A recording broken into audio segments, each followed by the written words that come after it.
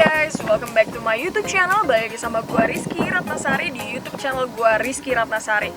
Ya, di video kali ini gua mau berbagi info soal dokumen apa aja yang dibutuhin untuk jadi au pair. Ya, buat kalian yang belum tahu, gua itu sudah tinggal 1 tahun lebih 1 bulan di Belanda. Sebelumnya itu gue bisa ke Belanda adalah karena gue mengikuti sebuah program yang namanya au pair. Ya, yang belum tahu apa itu au pair itu adalah program pertukaran budaya.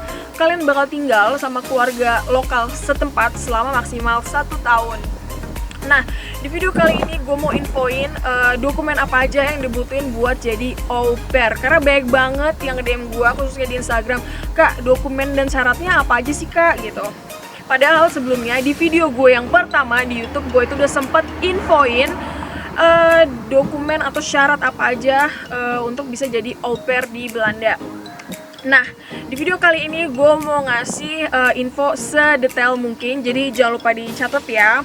Dan sebelum kalian nonton video ini sampai habis, jangan lupa di like, di komen, dan di subscribe. Karena kedepannya gue bakal berbagi info seputar tentang au pair atau kegiatan gue di Belanda. Atau nanti kedepannya gue bakal infoin ke kalian semua gimana cara buat kerja atau tinggal atau pindah ke luar negeri ya.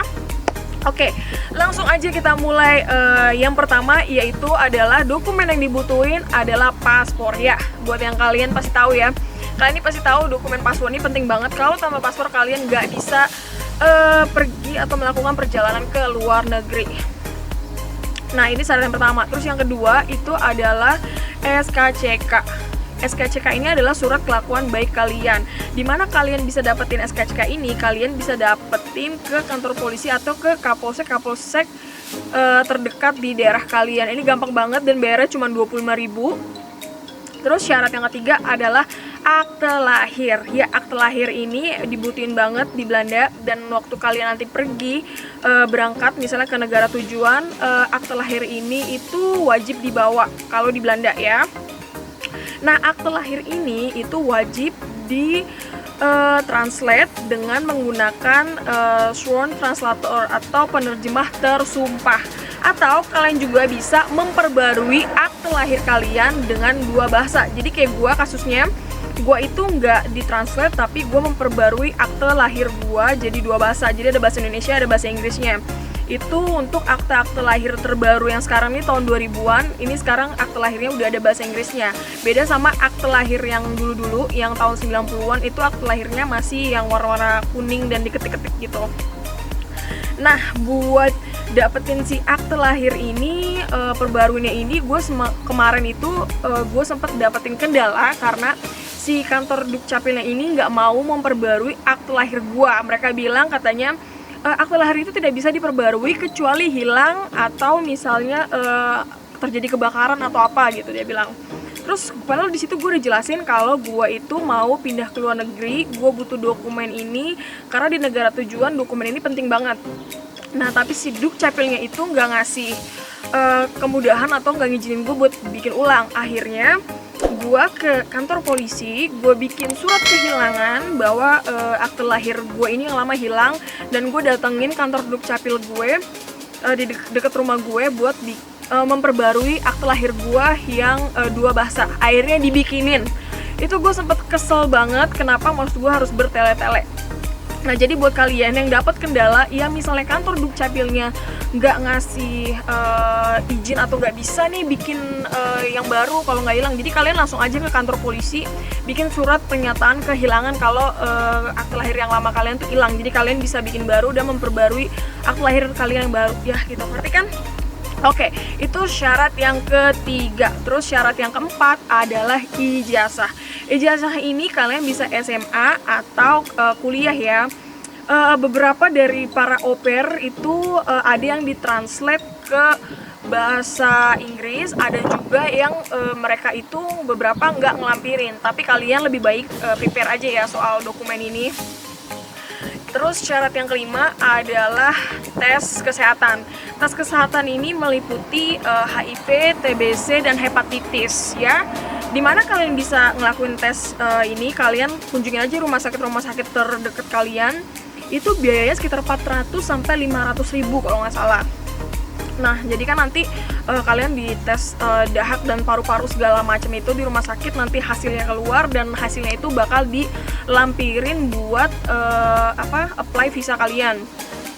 Nah, itu dokumen yang harus kita prepare dari Indonesia. Oh ya, satu lagi, foto 4x5, pas foto 4x6. Nah, ini pas foto ini diperlukan buat nanti ketika kalian apply visa. Jadi kalau au pair di Belanda itu kebanyakan yang apply visanya itu si host family atau si agensi dari Belanda, bukan kita yang apply dari Indonesia. Jadi lebih gampang sih sebenarnya dan lebih cepet, itu enaknya. Dan pas foto ini diperlukan ketika kalian datang ke embassy buat ngasih paspor kalian sama si pas foto ini. Itu. Terus dokumen lain yang dibutuhkan yaitu au pair application form. Ini kalian dapetin dari agensi ya kalau di Belanda. Mungkin kalau misalnya kalian kayak di negara Jerman atau Belgia atau mungkin negara-negara Eropa lainnya, ini si host family kalian yang ngurusin. Cuman kalau di Belanda sendiri itu sudah diwajibkan si host family ini menggunakan agensi. Jadi agensi yang ngurusin segala dokumen si au pair.